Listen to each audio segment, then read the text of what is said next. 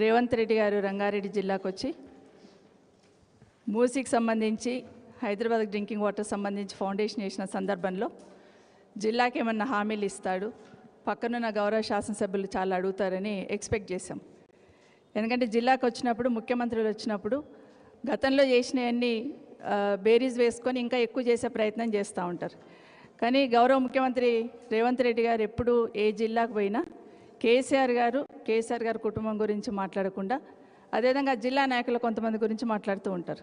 ఒక్కొక్కసారి ఆయన ముఖ్యమంత్రి గారు ఆయన స్థాయిని ఆయన మర్చిపోతున్నాడేమో, నేను ముఖ్యమంత్రి అనే ఆలోచన మర్చిపోయి రేపు రాను కింది స్థాయి కార్పొరేటర్ గురించి మాట్లాడినా కూడా ఆశ్చర్యపోని పరిస్థితి ఈరోజు రాష్ట్రంలో కనిపిస్తూ ఉంటుంది. నేను మాట్లాడుతున్న సందర్భంలో రంగారెడ్డి జిల్లాకి బీఆర్ఎస్ పార్టీ హయాంలో ప్రభుత్వ హయాంలో చాలా అన్యాయం జరిగిందన్నట్టు మాట్లాడున్నారు. ఇప్పుడే హరీష్ రావు గారు చెప్పినట్టు ఈ మల్లన్న సాగర్ నుండి వచ్చిన నీళ్ళు అవునా కాదనే మాత్రం ఎవరు ఆ ప్రభుత్వంలో ఉన్నట్టు మాట్లాడడానికి ముందుకు రారు. మేమే కడుతున్నామని చెప్తున్న విషయం కూడా వాస్తవమే. సరే, ఈరోజు ముఖ్యమంత్రి గారు వికారాబాద్ జిల్లా మీద వికారాబాద్, పరిగి, తాండూర్, చెవెళ్ళ అని చెప్తూ ఒక్కొక్క నియోజకవర్గం పేరు చెప్పుకుంటూ అక్కడేదో చాలా తీరని అన్యాయం చేశారు కేసీఆర్ గారు అనే లెవెల్లో మాట్లాడారు. నిజంగానే వికారాబాద్ జిల్లాని ఈరోజు ఉచ్చరిస్తున్నామంటే కొన్ని దశాబ్దాలుగా వికారాబాద్ జిల్లా కావాలని ఆ ప్రాంతం వాళ్ళు అడుగుతూ ఉంటే ఎవరు కూడా వాళ్ళ కోరిక నెరవేర్చిన సందర్భంలో కేసీఆర్ గారు వికారాబాద్ జిల్లా అనేది ఏర్పాటు చేస్తున్నారు. ఈరోజు వికారాబాద్ జిల్లా నుండి ముఖ్యమంత్రి గారు వాళ్ళ నియోజకవర్గం కూడా ఆ జిల్లాలోనే ఉంది. 2 సంవత్సరాలు అవుతుంది వికారాబాద్ జిల్లాకు స్పెషల్గా ₹1 ఇచ్చున్నారా ముఖ్యమంత్రి గారు అంటే ఆ మాట మాట్లాడారు.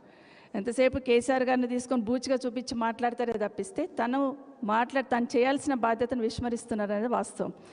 ఈరోజు ఎంతసేపు కాళేశ్వరం గురించే మాట్లాడుతున్నారు.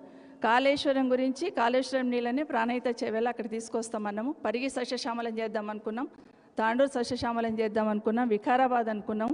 ఇవన్నీ మాట్లాడుతున్న సందర్భంలో నిజంగానే మీకు అంత చిత్తశుద్ధి ఉంటే ఇప్పుడు మాట్లాడుతున్నట్టు హరీష్ రావు గారు చెప్పినట్టు పాలమూరు రంగారెడ్డికి సంబంధించిన ప్రాజెక్టు 80% పూర్తయింది కదా, కాల్వలు మాత్రమే దొవ్వాలి కదా, ఎందుకు దాని మీద దృష్టి పెట్టట్లేదు ముఖ్యమంత్రి గారు అని అడుగుతా ఉన్నాను.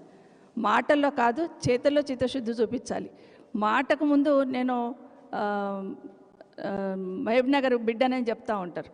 మరి చెప్తున్న సందర్భంలో ఆ ప్రాంతంలో వికారాబాద్ జిల్లాలో పరిగి, వికారాబాద్, తాండూరులో సాగునీరు కావాలి కదా, మరి కొంచెమే పని ఉంది, ఆ పని చేయాలనే ధ్యాస ఎందుకు రావట్లేదు? నిజంగా నా ప్రాంతం సస్యశ్యామలం చేయాలంటే ముందు పాలమూరు రంగారెడ్డి గురించి మాట్లాడకుండా కాళేశ్వరంలో మళ్ళీ తమ్మిడిహెట్టి దగ్గర నేను ప్రాజెక్ట్ మొదలుపెట్టి తీసుకొస్తాను మాట మాట్లాడుతున్నారు. ముందు పాలమూరు రంగారెడ్డి పూర్తి చేసి మీ చిత్తశుద్ధి నిరూపించుకోండి అని కోరుతా ఉన్నాను. 2వ అంశం, అదే ప్రాంతంలో చెవెళ్ళ, రాజేంద్ర నగర్ పక్కనే ఉంటుంది. చెవెళ్ళ ప్రాంతంలో మోయినాబాదు, శంషాబాద్ సంబంధించి 111 జీవో వాళ్ళు ఇబ్బంది అవుతుందని ఆ ప్రాంతం వాళ్ళు కోరినప్పుడు కేసీఆర్ గారు ఆ ప్రాంతం సమస్యలను అర్థం చేసుకొని 111 జీవో తీసేయాలని చెప్పి ఒక జీవో